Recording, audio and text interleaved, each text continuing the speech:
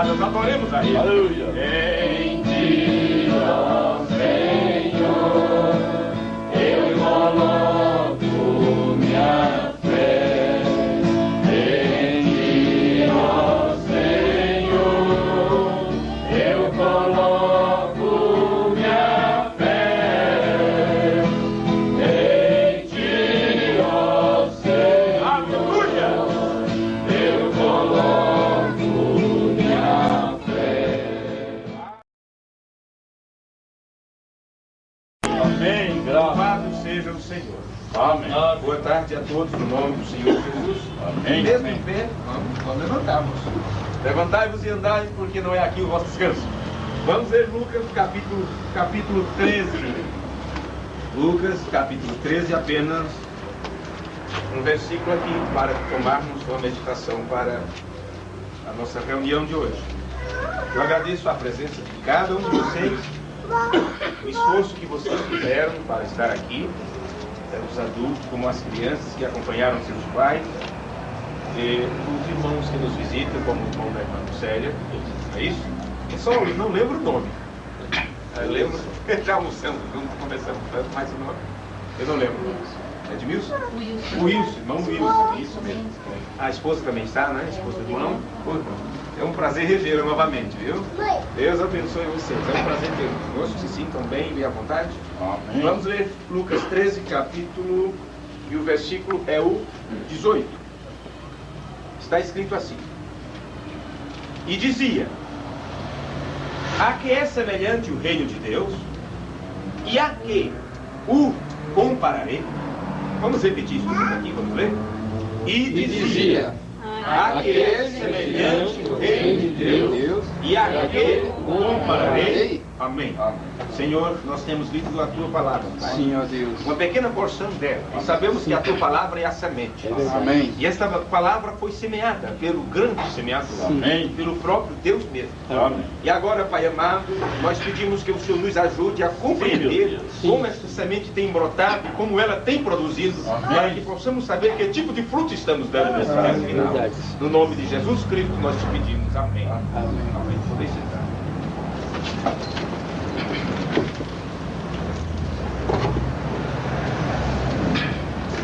É um reino espiritual. E por ser espiritual, não tente compreendê-lo com a sua compreensão natural.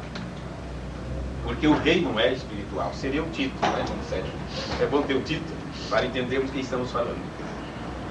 O apóstolo Paulo, ele fala de um grande mistério que estava escondido desde antes da fundação do mundo. E esse mistério, ele disse que era Cristo em vós. Cristo em vós, nada mais te interessa. O resto é resto. Porque o principal é exatamente isso. Cristo em você. Desde que você sabe o que é Cristo, o que é ser o Cristo, que é exatamente estar ungido, porque Cristo é a unção, é o que unge, ou o ungidor, que é Deus mesmo, o Espírito eterno.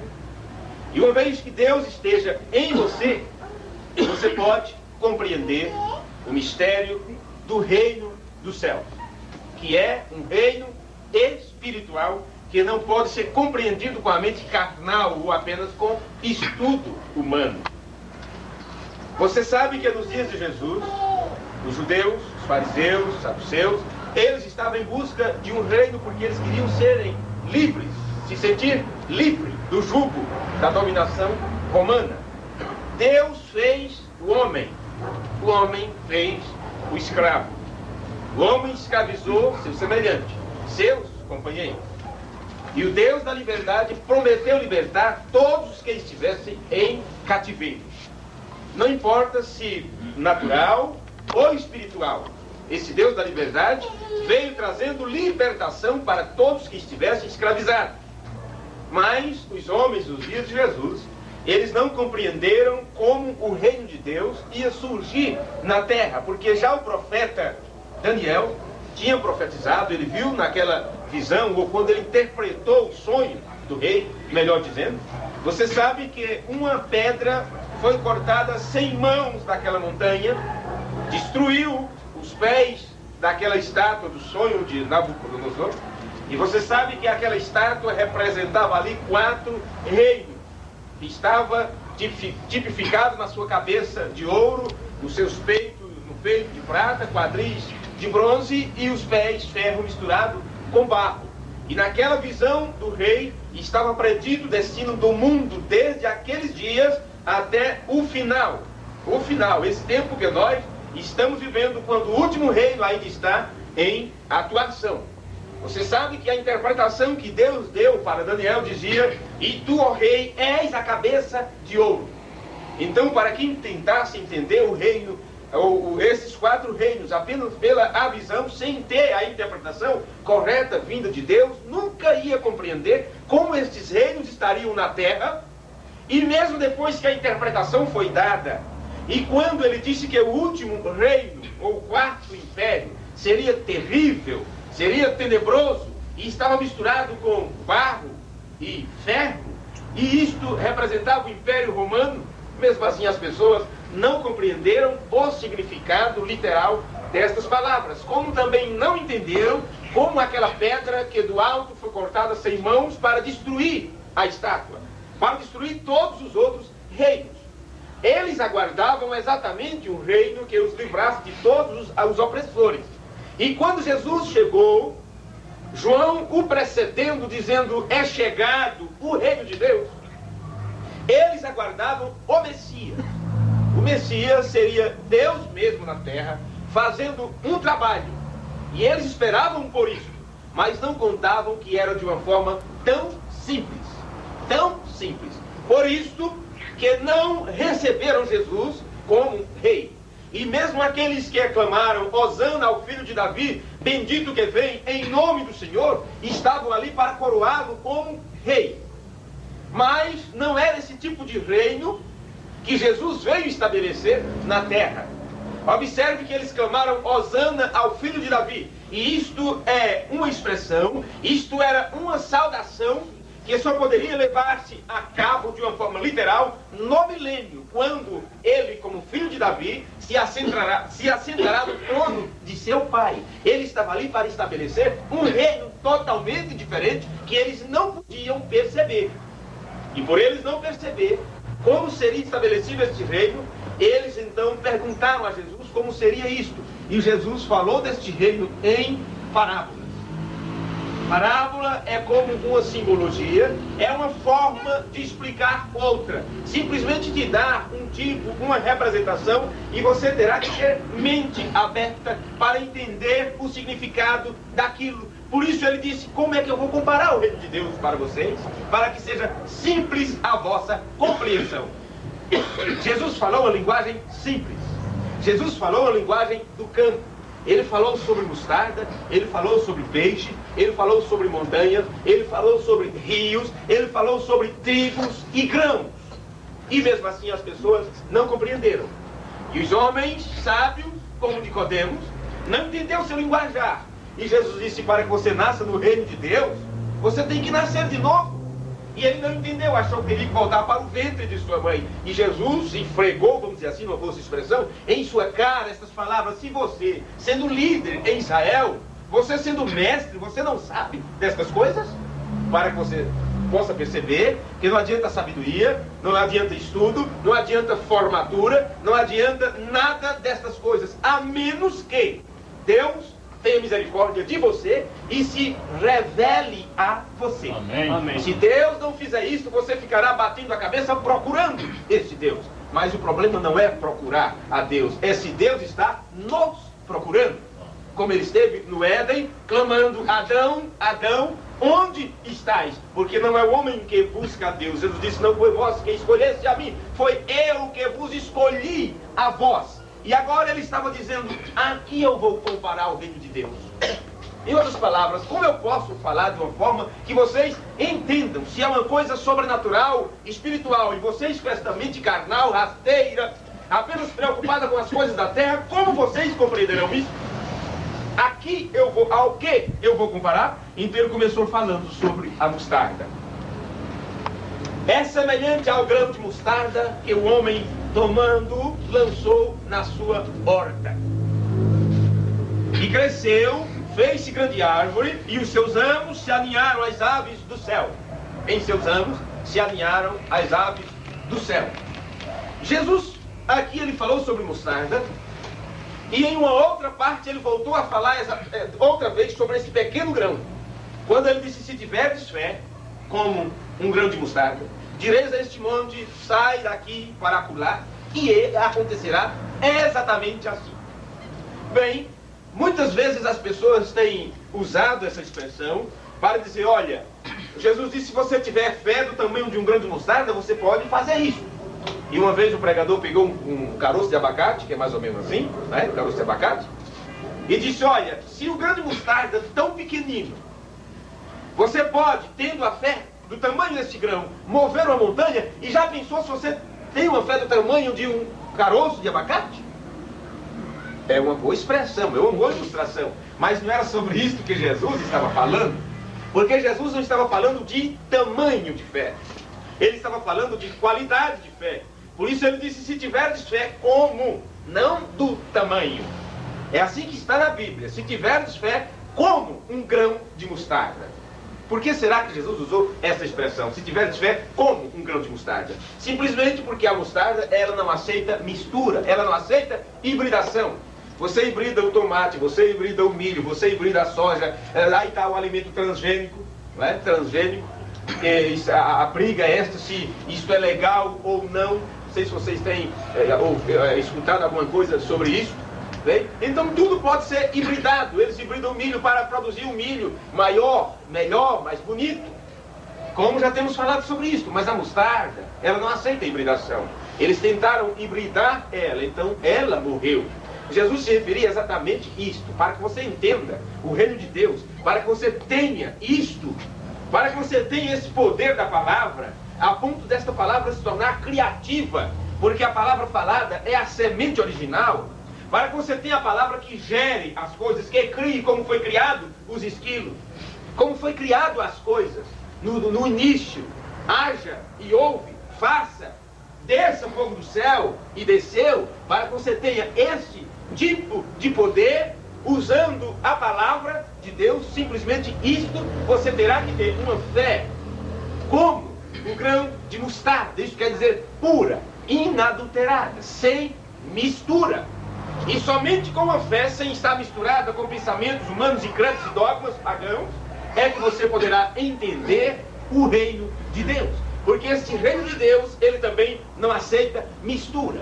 E se você quer saber melhor do que seria ter uma fé sem mistura humana, você precisa entender que fé significa revelação. Amém. Fé é uma revelação, é algo que é revelado a você. E isto você não adquire simplesmente porque está se esforçando para se obter. É o próprio Deus que vai ao teu coração e se apresenta. É o próprio Deus se revelando, se apresentando a você. Só com esta fé, só com o verdadeiro conhecimento, só compreendendo a mente infinita de Deus, você diz, posso eu compreender a mente infinita de Deus? Claro que pode. Paulo disse, nós temos a mente de Cristo. Mas esses que têm a mente de Cristo, é aqueles que estão na mesma situação de Paulo. Que ele podia dizer, não aceite nenhuma outra pregação, não aceite nenhum outro evangelho diferente do qual nós temos anunciado. Porque nós temos colocado o fundamento. Então, se você tem um fundamento apostólico, se você tem um fundamento profético, se você tem a mesma doutrina, se você tem o mesmo ensinamento de Paulo, isso quer dizer que você tem uma fé verdadeira. Você crê da maneira correta. E a partir do momento que você crê da maneira correta, você presta adoração da forma correta. E esta verdadeira adoração é em espírito e em verdade. Aquilo que Jesus disse, que os verdadeiros adoradores adorarão ao Pai em espírito e em verdade. Então, por que você adora no espírito? Porque o próprio espírito em você te leva para a verdade, que é a palavra. Amém. Eu sou o caminho, a verdade e a vida. Ninguém vem ao Pai, ninguém pode chegar ao Pai a menos que passe por esta verdade, que naqueles dias estava manifesta no corpo de carne, que os discípulos podiam tocar nesta verdade. Amém? Amém. Então, estão me acompanhando nisso aqui? Amém. Mas a que vou comparar o reino de Deus? Então ele começou falando sobre a mostarda. eu quero repetir para vocês algo que eu já vos falei aqui, que está no sermão pregado pelo William Branham na mensagem Deus sendo mal entendido. Ele diz assim a partir do parágrafo 171: Deus é tão fácil para ser mal compreendido pelos incrédulos. Eu poderia parar só aqui e pregar o resto da noite. Deus é tão fácil de ser mal compreendido pelos incrédulos. Ele está falando dos incrédulos. Então nós precisamos definir aqui o que é incrédulo. Incrédulo é um que só tem em si incredulidade. Só existe uma coisa que se opõe à fé, que é exatamente a incredulidade. E quando falamos de incrédulo, dentro dessa expressão profética, nós não estamos falando do bêbado. Nós não estamos falando da prostituta. Eu não estou falando dos estupradores. Eu não estou falando dos ladrões. Eu estou falando do incrédulo. Aquele que tem em si incredulidade, que não consegue crer na verdade como ela é. Então, se você quer saber quem são os verdadeiros incrédulos hoje, você terá que saber quem eram os verdadeiros incrédulos de 2000 anos atrás, quando a palavra foi feita carne e esteve na terra e desmascarou a incredulidade, ou os filhos da desobediência. Quem eram eles? Bem, os endemoniados prostraram-se diante dos seus pés, dizendo: que temos nós contigo, Jesus, Filho do Deus Altíssimo? As prostitutas se ajoelhavam em seus pés, lavavam seus pés com lágrimas e enxugavam com seus cabelos. Os ladrões, cobradores de imposto, que naquele tempo, para o judeu, ser cobrador de imposto, ele está aliado com Roma. Ele está do lado do inimigo, de Satanás. Eles nem sequer tinham direito a nada do templo, da congregação. Eles eram cobradores de imposto, enriqueciam à custa disto, de extorquir o dinheiro dos seus irmãos. Davam uma parte para o império, para Roma, e ainda ficava com outra. Por isso que aquele homem, quando Jesus foi para a sua casa e ele se converteu, ele disse: Senhor, se eu tenho tomado algo de alguém, eu vou devolver quadruplicadamente. Quem eram os incrédulos daqueles dias? Os ladrões? Chamou ele de rei. Compreendeu exatamente o que era o reino de Deus. Por isso disse: lembra-te de mim quando entrares no teu reino. Estamos falando de um reino espiritual. Mas os verdadeiros incrédulos, eles não estavam na sarjeta, eles não estavam na prostituição. Os incrédulos daqueles dias estavam com os livros de Moisés na mão, estavam pregando sobre o cumprimento de profecias, e estavam ali nos templos, cultuando a Deus, adorando ao Senhor, sacrificando o cordeiro que representava o Messias. E enquanto eles estavam sacrificando o cordeiro, aquele cordeiro que o outro representava, o cordeiro humano que o cordeiro animal representava, estava sendo levado para o sacrifício. E eles dizendo: pode crucificá-lo porque ele é um impostor, ele blasfemou, ele falou contra o templo, ele falou contra Moisés, ele blasfemou contra Deus, porque se fez filho de Deus, se diz co-igual com o Pai, então ele blasfemou, quebrantou toda a lei. Então eles eram o julgamento do dia, a ponto deles próprios poderem julgar a palavra e dizer o que é certo ou não. A palavra que eles tinham era uma profecia, mas em seus dias, diante de seus narizes, estava o cumprimento da profecia. E eles eram incrédulos, não por descrer em Moisés, não por descrer na lei, não por descrer nas profecias do Antigo Testamento. Eles eram incrédulos porque há o cumprimento daquilo que eles diziam crer, e estavam diante deles, e eles não puderam enxergar aquilo. Verdade. Então, se você descobre este segredo, esta chave, de 2000 anos atrás, você terá a chave para o que acontece hoje, em plena entrada de século 21, quando o cumprimento daquilo que profetizou Malaquias, quando o cumprimento daquilo que profetizou o Senhor Jesus, daquilo que profetizou Paulo, Tiago, Pedro, todos eles que escreveram as cartas do Novo Testamento, falando sobre o tempo do fim. Hoje, aqueles que estão com estas mesmas cartas nas mãos e estão pregando isso, tentando converter o mundo para Cristo, estes são verdadeiros incrédulos, porque aquilo que eles dizem crer está cumprindo-se diante dos seus olhos, e eles não podem ver outra vez o reino de Deus aqui na terra sendo estabelecido por aquele mesmo que há 2000 anos atrás andou pelas ruas de Jerusalém, no corpo de Jesus de Nazaré, e que prometeu que voltaria nos últimos dias para se revelar como Filho do Homem. E como Filho do Homem, ele outra vez vem falando sobre o reino que tem que ser estabelecido antes ou após a saída da graça, para que a igreja saia do tempo da graça e entre no reino. Porque no período da graça, enquanto houve, enquanto estava, enquanto ele como Filho de Deus estava intercedendo por nós, quem intercede? O Espírito intercede por nós, com gemidos inexprimíveis, diz as Escrituras. Este mesmo viria à terra para estar aqui com a igreja, para tirá-la, assim como naqueles dias tirou do paganismo religioso, dos fariseus, saduceus e herodianos, tirou-os das profecias da lei e mostrou a eles o cumprimento. Agora, exatamente nesse tempo final, este mesmo Deus, a mesma cabeça que se manifestou para o povo oriental e está se manifestando ao povo ocidental, tirando outra vez os filhos de Deus do sistema, do pensamento humano, na incredulidade religiosa, para que eles venham para o cumprimento da palavra exatamente nesses dias. Amém. E eu volto a perguntar: a quem eu vou comparar o reino de Deus? Outra vez, eu terei que compará-lo com uma semente da mostarda, que não aceita mistura, que não aceita hibridação, que não aceita interpretação, não aceita o que o homem fala, o que a igreja fala, o que o grande homem fala, mas exatamente pura, original, como está estabelecida na palavra. Amém. Amém. Este é o reino que nós precisamos entender, se fazemos parte deste reino ou não. Eu vou levar vocês um pouquinho mais adiante aqui, no livro de Lucas. E eu quero ler uma outra escritura aqui, no livro de Lucas, no capítulo 17. E eu quero que vocês procurem para lermos dentro de instante, enquanto eu leio algo aqui mais para vocês, desta mensagem, Deus sendo mal entendido. Ele diz: por aqueles que não desejam compreender, Deus será mal entendido. Por aqueles que não desejam compreender. Diga-me, quem é que não quer compreender Deus hoje? Todo mundo está estudando sobre Deus, é livro sobre Deus, é escatologia, é tudo quanto é de estudo sobre as Escrituras para se entender Deus. Mas querem realmente entender a Deus? O homem nunca compreenderá Deus a menos que Deus se revele a ele.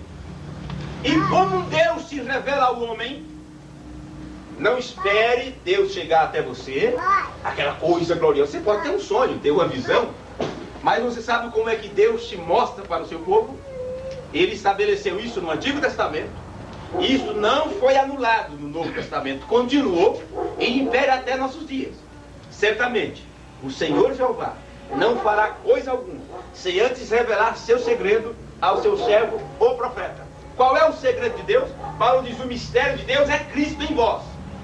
Agora, Cristo em vós é exatamente o acontecimento do reino sendo estabelecido. E esse reino de Deus estabelecido na terra, você pensa que é uma nação se levantando como uma super raça? Não, senhores. Esse reino tem que ser estabelecido em cada indivíduo, em cada semente eleita e predestinada, porque esse reino é estabelecido primeiro no teu coração, dentro de você. Há um milênio literal, há um reino literal no milênio, do qual nós cremos que fazemos parte, que estaremos reinando com ele. Mas você não poderá estar no milênio se você não estiver aqui agora, neste tempo presente, reinando com ele, ou ele reinando através de você, cumprindo a Escritura que diz que ele nos fez para Deus reis e sacerdotes. Amém. Reis e sacerdotes.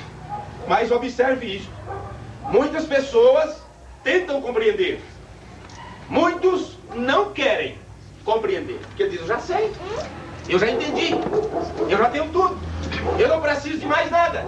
E não sabe que está enquadrado em Apocalipse 3. Rico sou, estou enriquecido, não tenho necessidade de nada. E não sabes que és miserável, desgraçado, pobre, cego e nu. Está desprovido do reino, não é súdito do reino. Muitos não querem compreender. Elas simplesmente se fecham a si mesma. Uma conchinha, sabe? A tartaruguinha entrou lá dentro do caso, não quer saber de mais nada.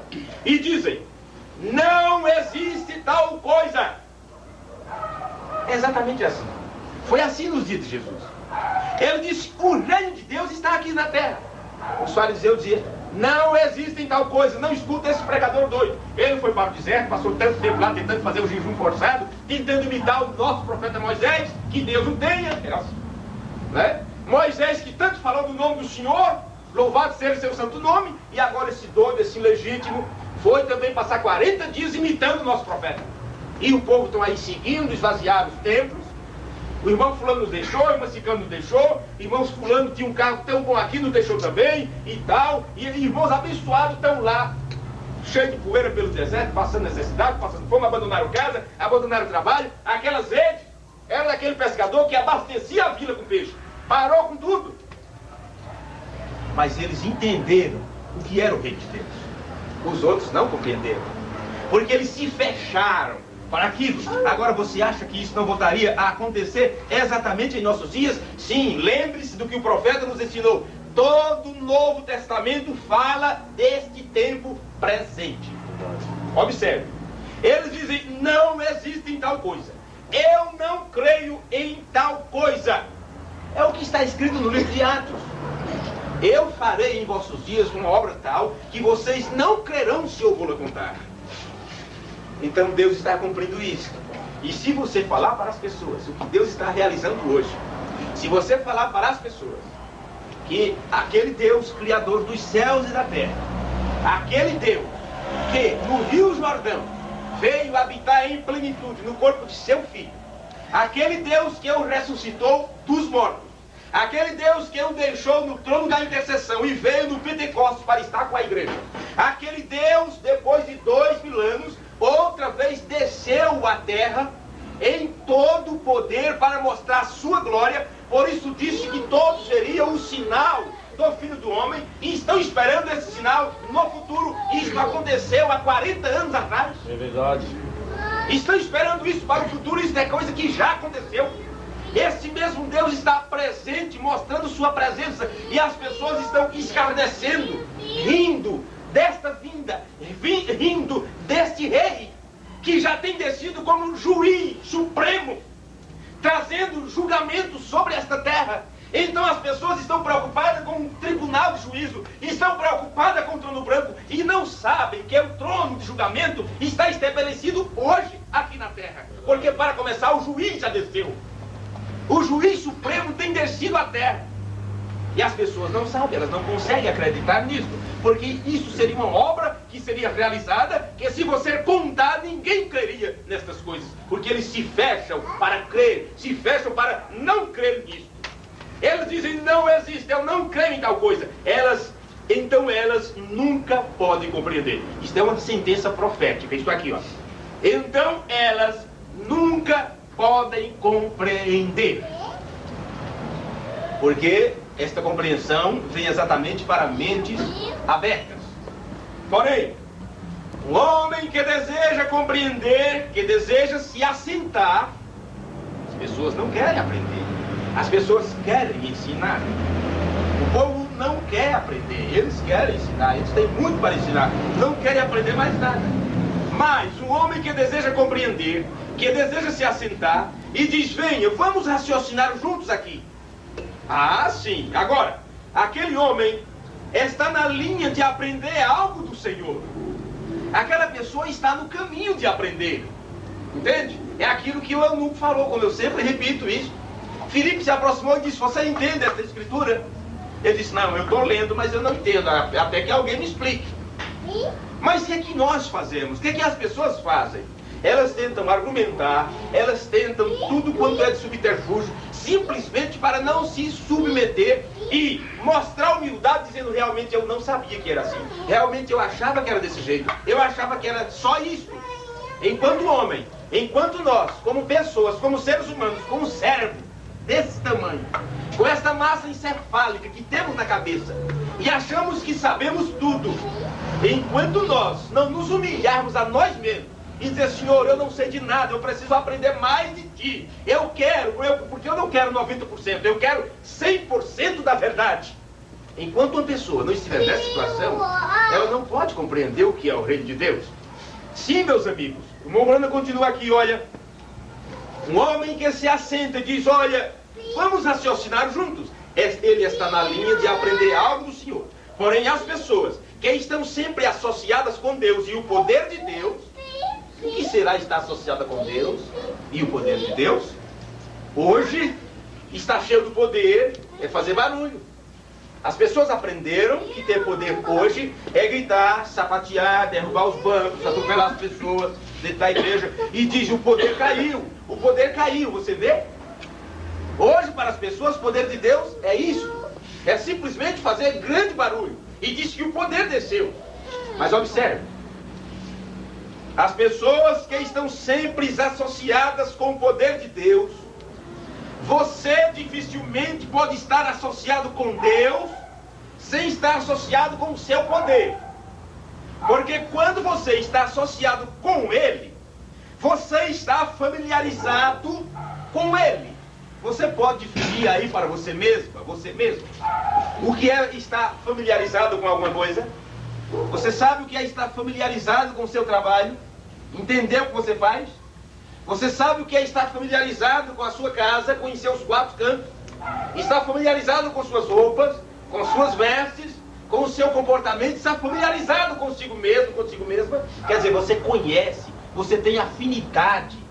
Você tem intimidade com aquilo, porque você está familiarizado.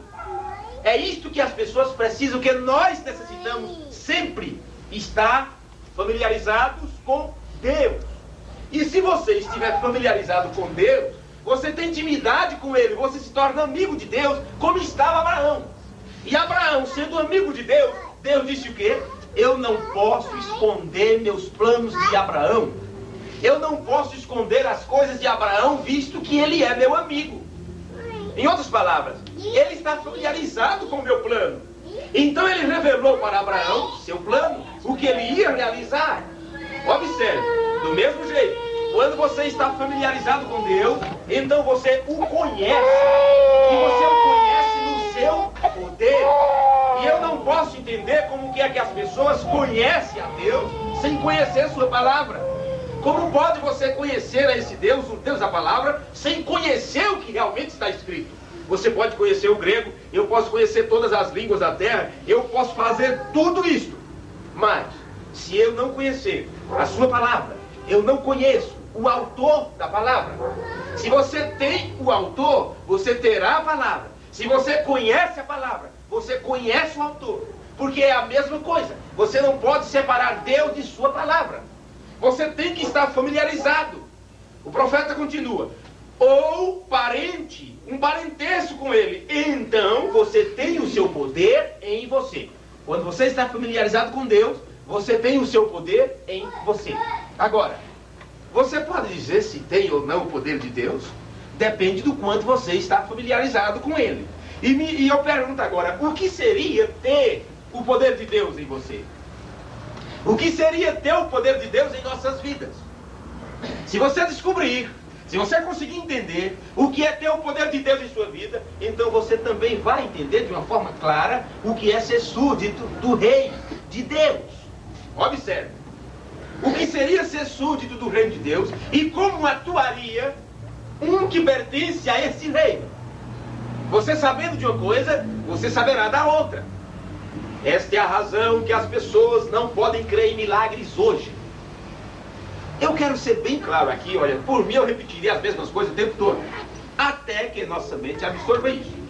Veja, esta é a razão que as pessoas não podem crer em milagres hoje. Qual a razão, Bruna?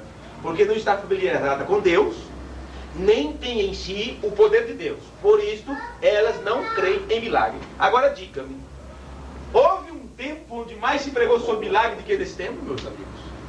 Houve um tempo em que milagres é exposto aí na televisão, nos rádios, nos jornais, e todo mundo está contando a bênção, todo mundo está contando o testemunho, todo mundo está contando o milagre que aconteceu.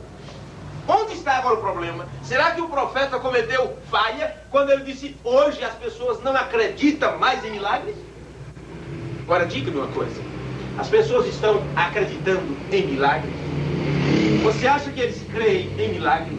O que se divulga na mídia, essa tentativa de fazer a cabeça do povo, para que o povo creia num Deus bom, num Deus que cuida de você, num Deus que não te deixa sofrer, num Deus que não te deixa passar privação, num Deus que não te deixa faltar nada, num Deus que você tem que bater o pé e dizer: eu não aceito essa situação e pronto, e o Senhor tem que me dar, e isto é milagre.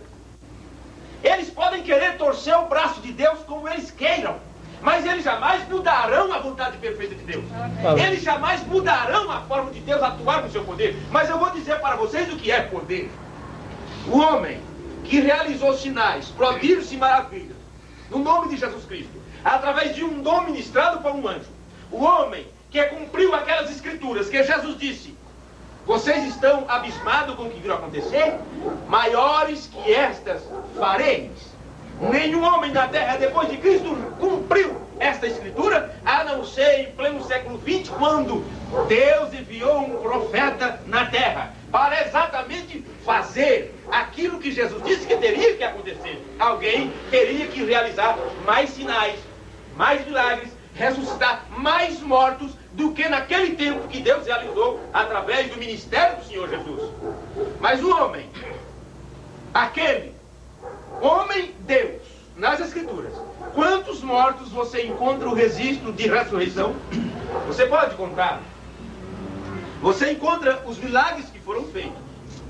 Mas você precisa saber de uma coisa, que bem próximo de nós, depois de 2000 anos daqueles acontecimentos, aquele mesmo Deus que operou através de Jesus de Nazaré, veja as minhas palavras, aquele mesmo Deus que operou através de Jesus de Nazaré, porque eu lembro a vocês as palavras de Jesus, que disse: o filho não pode fazer nada sem que o pai o mostre. O pai trabalha até agora e eu também. O que Jesus estava dizendo com isto? Que tudo aquilo que ele estava realizando era a vontade do Pai. O Pai que mostrava o que ele fazer, ele dizia que ele ressuscitar, quem mostrava que cego curar, que leproso purificar. Era o Pai que o mostrava. Primeiro o Filho via a visão, o que Deus tinha feito. Ele simplesmente falava com a pessoa para que ela sentisse aquilo em sua vida de uma forma literal. Mas o Filho só fazia aquilo que o Pai mostrava que tinha feito. Se você compreender isto, você entenderá as palavras do profeta que disse: Jesus não pode te curar mais. Jesus não pode mais te salvar. Jesus não salva ninguém. Jesus não cura ninguém, porque ele já curou a todos. Ele já salvou a todos.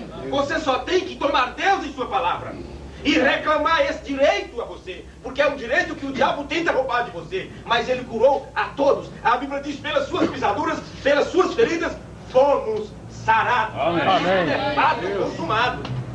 Isto é fato consumado. Mas as pessoas não conseguem entender isso. O que seria poder? O que seria poder? O homem que realizou o que vocês que conhecem essa mensagem profética, sabe o que ele disse? Ele disse assim: eu prefiro ver um homem joelhado aos pés do altar, com lágrimas em seus olhos, arrependido dos seus pecados, do que um cego de nascença enxergando sua vista. Eu prefiro ver um homem e uma mulher se consertando com Deus, arrependido verdadeiramente dos seus pecados, do que ver um morto ressuscitar, ou do que um paralítico andar. O que seria poder? O que será poder de Deus? É o morto que ressuscita? Ou é o poder de Deus atingir teu coração e mudar tua natureza, mudar tua vida, mudar teu comportamento, transformar teu entendimento? Paulo diz: transformai-vos pela renovação do vosso entendimento. E esse entendimento renovado tem que ser pelo poder de Deus. E esse poder de Deus vem quando você crê na sua palavra manifesta. Amém. No cumprimento de sua palavra. Estar cheio do poder de Deus é estar com o próprio Deus em você. E esse Deus em você, ele não está preocupado em fazer barulho. Esse Deus em você está preocupado em mudar sua natureza. Amém. William Branham disse: o pilar de fogo voltou outra vez para mudar os nossos corações. Amém. Isto é poder. Glória a Deus. Isto é poder. Quando ele transforma a tua natureza e te deixa imune aos ataques do diabo, que vem exatamente em tua mente tentando modificar aquilo que está escrito, aquilo que está estabelecido na palavra. Deixe-me continuar aqui mais um pouquinho. Esta é a razão que as pessoas não podem crer em milagres hoje, porque elas não têm em si nada com que possa crer. Elas não têm em si. Então você tem que ter em você. Observe, tem que haver algo ali para crer. Tem que haver. E quando o Espírito de Deus está em um homem, ele dirá amém a cada palavra de Deus, Amém. a cada milagre de Deus. Mas, como a minha mãe costumava dizer, você não pode tirar sangue de um nabo, porque não há sangue ali. Então, você, da mesma forma, não pode tirar fé de um incrédulo, porque não há nada ali com que possa crer. Não é que não existe uma Bíblia que ele possa ler e crer. Não é porque não existe uma mensagem profética que te leva à Bíblia para que você creia na palavra de Deus manifesta para hoje. Não é porque não haja alguma coisa acontecendo que ele não possa. É porque lá dentro de si não tem identificação, não está familiarizado com Deus e sua palavra. Não está em sua vida esta habilidade de crer. Aí sim, estes são aqueles que falam, dizem assim, olha, nós não somos como os demais que não têm esperança. Eles não têm esperança porque lá dentro não tem fagulha de vida eterna. Deus pode falar, o pregador pode gritar o que for, você pode alertar como for, mas a pessoa não conseguirá nunca ver, porque lá dentro não tem semente de vida, não foi semeada naquela criatura a semente de vida eterna. E essa semente de vida eterna, você tem que saber o que ela é. Jesus disse, a semente é a palavra de Deus. Amém. Se você era um atributo de Deus, antes da fundação do mundo, você é um filho da palavra. Por isso que quando a palavra vem a você, quando eu falo da palavra, eu não estou falando de qualquer pregação da palavra, eu estou falando da palavra que é o próprio Deus. Eu não estou falando da letra da Bíblia, eu estou falando do autor dela, que esta letra simplesmente te dá uma ideia do que ele é. Por isso que somente lê a Bíblia, o mundo inteiro está lendo a Bíblia. Mas diga-me, quantos vão entrar no céu pela leitura da Bíblia? Bem pouco. Mas todos aqueles que conhecem o autor da Bíblia, eles não podem se perder. Amém. Porque eles só conhecem porque Deus se apresentou para eles. Amém. Jesus disse, ninguém conhece o Pai senão o Filho, ninguém conhece o Filho senão o Pai, e aquele a quem o Filho quiser revelar. Então, quando o homem conhece a Deus, ele teve intimidade com Deus, Deus que se manifestará a ele. Aí, por isso Jesus disse, iremos e faremos nele morada. Quer dizer, você se torna um tabernáculo, um santuário, uma casa da habitação de Deus. Aí você entende o que é o reino de Deus. Aí você compreende. Eu poderia me estender, meus amigos, nesse assunto. Olha, muito tempo. Eu teria aqui muita coisa para ler, mas eu quero voltar para as Escrituras que eu disse que leria em Lucas 17. Lucas 17, versículo 20. A vinda súbita do reino de Deus. Vocês precisam entender que esta vinda do reino de Deus é súbita. Ela não vem fazendo alarde, não vem sons de trombeta tocando, alertando o povo. Mas você encontra nas Escrituras que os anjos tocariam sua trombeta. Agora diga, Paulo disse que a trombeta, se ela der um som incerto, as pessoas não se preparam para a batalha. Então a trombeta do Evangelho, que viria nos últimos dias, anunciando a vinda súbita do reino de Deus, ela viria tocando um som. Mas que som seria este? Não poderia nunca ser um som diferente da trombeta do primeiro mensageiro, Paulo. Teria que ser exatamente igual. Porque ele já tinha dito que ninguém viesse com outra pregação, com outro evangelho, com outra interpretação, a menos aquilo que eles estabeleceram. Alguém viu o som da trombeta, meus amigos? Não, senhores. Mas tocou o primeiro anjo, tocou o segundo, o terceiro, o quarto, o quinto, o sexto, e a mensagem que pregamos é o som da sétima trombeta. Amém. O mundo sabe disso. O mundo quer saber dessas coisas porque eles querem aparência. Eles querem movimento. Eles querem grito. Eles querem barulho. E Jesus disse, não virá com aparência exterior. Você não tem como provar, como mostrar isso para ninguém. Não é no exterior. Não é porque você vai estar aí com um jeitinho todo bonitinho aqui, que as pessoas vão olhar assim, puxa, tem alguma coisa diferente. Ele é de ouro, ele pertence ao reino de Deus. Não vem com aparência exterior. É algo lá dentro. É algo que estabelece lá dentro. O próprio Deus vem e faz morada no homem. Amém. É o que está escrito nas Escrituras. Interrogando os fariseus sobre quando havia de vir o reino de Deus, respondeu-lhes e disse, o reino de Deus não vem com aparência exterior. Observe um reino. Você já pensa numa coisa grande. Você já pensa em palácios. Você já pensa em trono e alguém sentado nele. Você já pensa numa grande cidade, numa grande nação. Porque se tem reino, tem que ter tudo desse reino. E tem que ter um rei para reinar. Mas Jesus disse, não vem com aparência, ninguém percebe este reino. Ninguém percebe. Não dirão, ele aqui, eu encontrei um rei. É a tal igreja, é a tal cidade, aquela é a maior. É a que mais ganha súdito. É a que mais converte pessoas. Não, nunca será assim. O diabo está tentando enganar as pessoas. Está tentando enganar as pessoas e está estabelecendo o seu reino na terra. E o diabo não poderia estabelecer seu reino aqui na terra com algo que não fosse falando sobre a palavra de Deus. O diabo só estabeleceria seu reino na terra fazendo exatamente o que ele fez no jardim do Éden, citando para Eva a palavra de Deus e colocando o seu acréscimo, a sua interpretação. Deus disse, certamente morrerás. Ele disse, certamente não morrerás. Colocou apenas um não. É assim que o diabo faz o seu reino. E as pessoas seguem. Jesus já disse, seria um caminho largo, uma porta larga. E muitos entram à perdição, porque eles estão buscando exatamente aparência, movimento, coisa exterior. E Deus vem de uma forma simples, outra vez caladinho, sem nenhuma aparência para se revelar quem Ele quer. Lá na manjedoura outra vez na manjedoura. Vamos continuar. Não dirão ele aqui ou ele ali, porque eis que o reino de Deus está onde, meus amigos? Está dentro de vocês. Amém. Está entre vós. Amém. Amém, glória a Deus.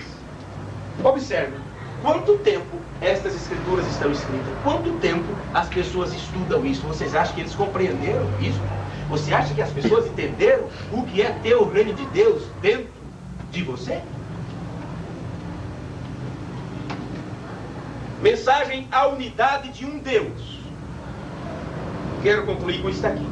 A unidade de um Deus numa única igreja, pregado por Jean Branco. Deus não força o homem a fazer nada. Ele não sai do laço aí acatando súdito para o reino dele, não. Deus não força o homem a fazer nada. Você o faz com sua própria livre vontade. Ele pode te advertir, colocar um obstáculo no seu caminho, aí você não ouve a advertência, não percebe o obstáculo, sabe? Mas você anda por si próprio, com a sua própria decisão, em sua presença, para lhe fazer seu salvador. Mas Satanás tem pervertido os planos de Deus ao seu próprio plano. Você já pensou no catolicismo e na igreja católica, que tenta fazer cada pessoa católica, porque eles acham que isso é pertencer ao reino de Deus? É toda criancinha que nasce desse tamanhinho, leva para o padre fazer dele católico, para pegar já para o reino de Deus.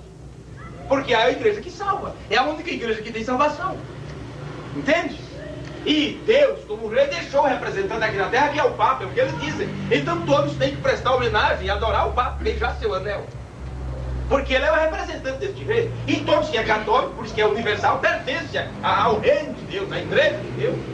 Lembrando diz assim, você já pensou no catolicismo e na igreja católica, que tenta fazer cada pessoa católica? Isto não funciona. Está sob um programa feito pelo homem. O reino de Deus, eu já disse, é espiritual. Você já pensou na igreja protestante, sob a federação das igrejas, tentando forçar todas as outras igrejas? E isto acontecerá. Observe, isto é profecia. As pessoas gostam de profecia, querem ouvir profecia, mas as profecias que eles aprendem é aquela: eis meu servo, eu tenho uma obra na tua vida, sabe? Eis meu servo, eu tenho um grande trabalho na tua vida. Eis minha serva, não esquente a cabeça, eu já estou preparando aquilo para você. É isso. Claro, aí a primeira coisa que acontece é o cumprimento. Deus usou aquele varão, aquela varoa. Como não sabe o que é profecia. Isto acontecerá. O quê? As igrejas protestantes, sobre a federação das igrejas, tentando forçar todas para se unir. Isto acontecerá, que você não será capaz de ir à igreja, a não ser que você pertença à união das igrejas. Então, lugarzinho como este, lugarzinho, observa a expressão, lugarzinho como este, com certeza pagarão por isso.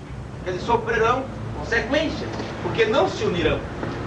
Mas nós temos uma escritura que diz: não temos, pequeno rebanho, não temos. Pois ao Pai agradou dar-vos o reino. Amém. Observe, isso não é futuro. Porque esse reino foi preparado desde antes da fundação do mundo. Desde antes da fundação do mundo. E você está caminhando exatamente para isso, para ouvir estas boas-vindas. Vinde bendito de meu Pai, para o reino que foi preparado para vós. E quando Deus se revela a você, e você tem a certeza absoluta, quando te é revelado daquilo que é a verdade, isto quer dizer que este Deus fez este reino tão real a você, que você deixa de lado todos os reinos da terra, tudo aquilo que o diabo ofereceu para Jesus, lá em cima do pináculo do templo, lá em cima do monte, quando mostrou todos os reinos da terra. Quando Deus se revela a você, quando a sua palavra é manifesta em tua vida, então você tem certeza absoluta, ninguém tira de você a ideia, a real presença, a real certeza de que você lá pode largar tudo desse lado, porque algo está preparado para você do outro lado, e você mesmo nesta vida, você já sente o gozo e o prazer da vida eterna. Amém. As pessoas dizem: vocês não se divertem. Tem pessoas mais divertidas do que nós. Verdade. Nós convivemos com anjos, arcanjos, serafins, querubins. A Bíblia diz: os anjos, o Senhor acampa ao redor daqueles que o temem e os livra. Mas eles querem diversão. Eles querem diversão, e essa diversão eles têm através de demônios. Por isso são coisas demoníacas, que está dando entretenimento para as pessoas sem Deus. Hoje, observe, é isto que estamos procurando. Então, se você, é tudo coisa que o inimigo tenta fazer e realizar, mas está sobre o plano errado, está sobre o seu próprio plano, mas ele não tem o original. O diabo não tem o original, que é o reino espiritual que Deus revela a você. Ele tem que tomar algo que Deus fez e então perverter isto em injustiça, fazendo isto. Hoje, eles estão tentando perverter o mundo, ou convertê-lo em uma grande união de nações, uma irmandade. Por isso que hoje você não pode falar de crença, você não pode falar que a outra crença é errada, e todos têm o direito de expressão, todos podem pregar a sua crença, a sua fé, a sua crendice, qualquer coisa, e tudo é respeitado. Se levantar, fazer um boneco ali de barro, de gesso, seja do que for, e dizer: esse é o meu Deus, você não pode falar nada contra, porque é livre expressão, é a era dos direitos, é Laodiceia, todas essas coisas. Observe isso. Mas como você já está fora desta era, está fora da Laodiceia, você mostra exatamente como está a situação. Nua, pobre, miserável, sem Deus, não sabe, está desgraçada, não tem a graça de Deus, nem sequer conhece, sabe o que é a graça de Deus. O problema continua aqui. Eles tentarão fazer isto, eles tentam fazer esta irmandade. E se isso estivesse sobre um disfarce feito pelo homem, isto teria um líder e oculto. Ele seria o diabo, porque ele é o líder de todas elas. Do que ele começa a falar? Do catolicismo, das igrejas protestantes, e que todas terão que se unir sobre uma grande confederação. E observe que hoje Roma já não chama mais os evangélicos de protestantes, é nossos irmãos afastados. Irmãos afastados. É assim as expressões. Mais ou menos isso. Para quem viu os últimos acontecimentos, principalmente depois da morte de um papa e que o outro assumiu o lugar. Não é mais os protestantes. Não, são irmãos afastados. Entende? O irmão distante. Porque eles que se auto-intitulam sumo pastor aqui na terra, ou vicário de Cristo, representante de Cristo aqui na terra, ele diz que a sua missão é arrebanhar todos de volta. E não pense que isso está longe de acontecer, ele o conseguirá. Porque todos já estão atados para as mesmas doutrinas. Verdade. E hoje, quando você vê muitos evangélicos falando da igreja católica, é a filha falando da mãe. Simplesmente isso. Mas ela está na mesma situação miserável. E está também nua. Se tornou prostituta também, como a mãe. E quando estamos falando de prostituição, mulher de má fama e todas essas coisas, com referente à religião, estamos falando disto, porque ela reclama ter Deus como esposo, ter Deus como marido. Mas ela misturou na palavra, ela misturou doutrinas erradas, interpretações humanas, e ela se diz que tem Cristo como cabeça, como esposo, mas no entanto vive de acordo com o ensinamento do diabo. Então ela flerta com o mundo, ela flerta com coisa errada, ela flerta com aquilo que não é verdade, e quando ela faz isso, ela se torna uma prostituta, uma mulher que tem seu esposo, mas está de olho, saindo com os outros. É assim que está a situação da igreja, e por isso, do jeito que aconteceu na Bíblia, nos tempos antigos, a igreja, elas serão apedrejadas. Elas serão apedrejadas por Deus. Mas, meus amigos, o parágrafo 45 da mensagem é a unidade de um Deus na única igreja. O reino de Deus não é desta terra. Então, se você sabe que o reino de Deus não é desta terra, então você tem que saber que você também não é desta terra. Ou você acha que é desta terra? Quem diz para você que você é desta terra? Quem disse que você é terreno? Quem disse que você é terráqueo? Você é extraterrestre. Foi o que Jesus disse. Estão no mundo, mas não são do mundo, como eu do mundo não sou. Amém. Amém. Aleluia. O reino de Deus não é desta terra. O reino de Deus está em nossos corações. Aí está, porque ele disse: eu transformarei o vosso coração, mudarei do coração de pedra para um coração de carne e darei um novo espírito. Porque é um trabalho que Deus faz, não é esforço seu. Você pode tentar ser a melhor pessoa do mundo, mas ser um cristão só se Cristo estiver em você, só se a unção divina estiver em você, aí você se torna um cristão. E quando você se torna um cristão, quer dizer que por um Espírito você foi batizado no corpo de Cristo. Amém. Sim, é o reino espiritual, que somos nascidos dele. Jesus disse: o reino de Deus vem, mas para tomá-lo emprega-se força. Que força você faz para entrar no reino de Deus? Você precisa empurrar alguém? Sai da frente? Sai da frente que eu preciso ir? Não, senhores, a luta não é contra a carne e o sangue. A sua luta é exatamente aquela de Paulo, a luta contra a carne e o espírito. Miserável homem que sou, como faço para me livrar disso? Como faço para sobressair esse outro lado? O profeta disse: a maior batalha jamais pelejada. Você tem que forçar, você tem que lutar. E esta maior batalha está sendo travada na mente.